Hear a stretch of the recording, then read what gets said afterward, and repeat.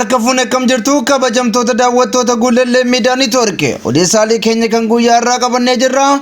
Qopheessee dhiyeessuun kan isin faana turan abbuunnoo waa beekooti.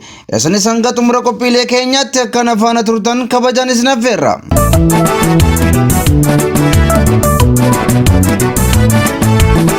Waraanni bilisummaa Oromoo loltoota haaraa leenjisaa ture eebbisiise.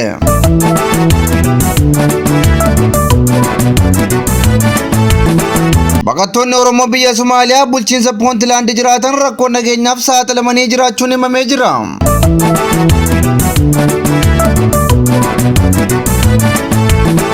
Godina Salaalee aanaa Daagim gandoota Annoo Qarreetti humnooliin Finxaleeyyaa Amaaraa Faannoon haleellaa raawwataniin uummata qe'ee isaarraa buqqa'uun himamee jira.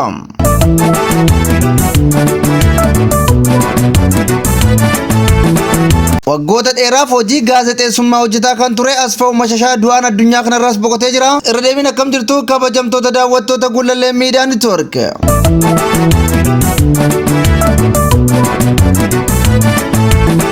Waraanni bilisummaa Oromoo loltoota haaraa leenjisiisaa ture eebbise.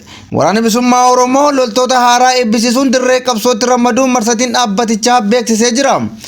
Waraanichi lola mootummaa Itoophiyaa waliin taasisuu irratti olaantummaa akka fudhatuuf yeroo adda addaatti loltoota haaraa leenjisuun mooraa qabsootti dabalaa tureera. Haaluma kanaan waraanni bilisummaa Oromoo zoonii lixaa loltoota haaraa leenjisaa ture eebbisiisuun dirree qabsootti makee jira. Waraanichi lolaa leenji'uu leenji'aa loluu galma godhachuun waggoottan 5 darbaniif mootummaa Itoophiyaa waliin wal waraanaa tureera. Yeroo ammaa kana sadarkaa olaanaatti ol guddachuun loltoota baay'inaa fi qulqullinaan bobbaasaa jira. Loltoonni guyyaa irraa eebbifaman kunneen loltoota ogummaa waraanaatiin waraana bilisummaa Oromoo tajaajiluuf leenjii isaanii ji'oota dheeraaf fudhachaa turan jechuun miidiyaan waraanichaa gabaasee jira.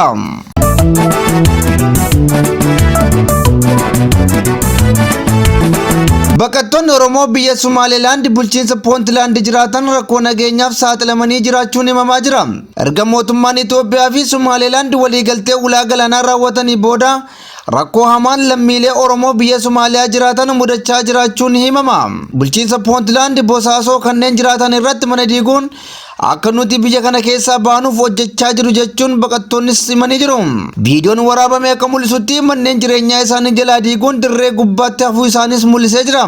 Waliigaltee ulaa galaanaa Itoophiyaa fi Somaaliland taasisan hordofee rakkoon nageenyaa isaan quunnamuu kan himan jiraattonni kunneen kanaan dura rakkoon nageenyaa kamiyyuu nu quunnamee hin beeku kan jedhan baqattoonni kun erga waliigalteen ulaa galaanaa mootummaa Itoophiyaa fi Somaaliland gidduutti taasifame rakkoo nageenyaaf saaxilamnee jirraa jedhaniiru.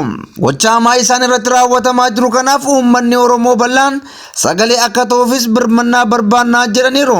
Bulchiinsi Puntland akkuma Somaaliland ofiin of bulchuuf mootummaa Somaaliyaa waliin kan wal waraanaa jirtu waggaa ta'u rakkoo daangaa gidduu isaaniitti mudateen immoo Somaaliland waliin wal lolaa jiru.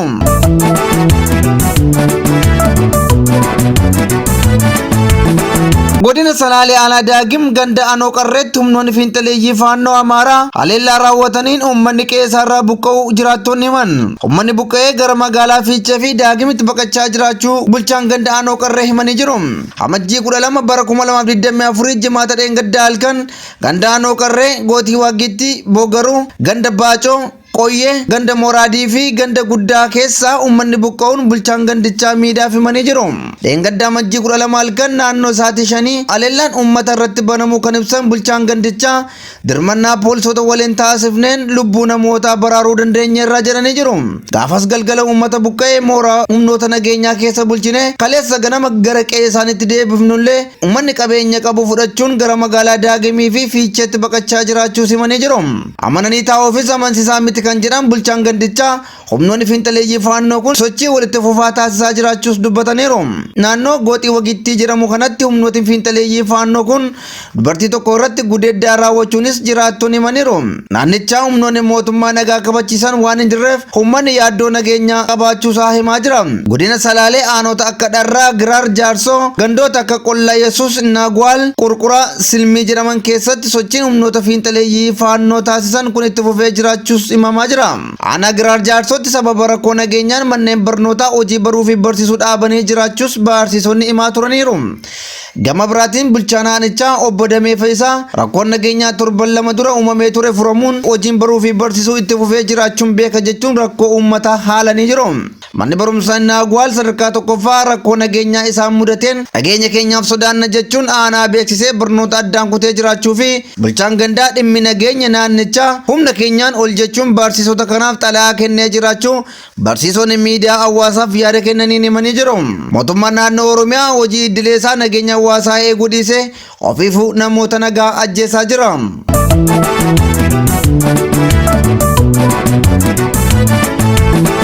Waggoota dheeraadhaaf hojii gaazexeessummaa hojjetaa kan ture Asfaw Mashashaa du'aan addunyaa kanarraa boqote.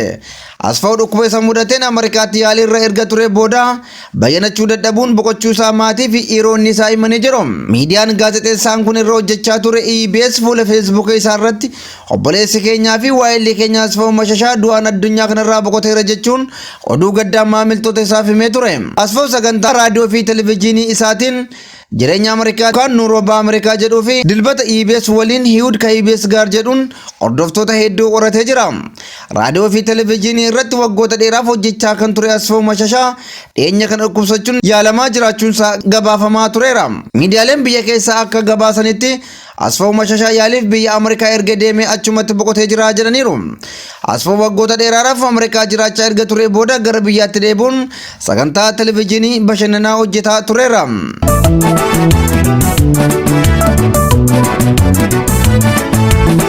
Ayyaani kabajamtoota daawwattoota Gullallee Miidiyaa Neetwoork odeessi keenya kan guyyaa irraatiif qabanne kanneen hangasii turanii qopheessee dhiyeessuun kan isin faana ture Buunoo waa beekoti.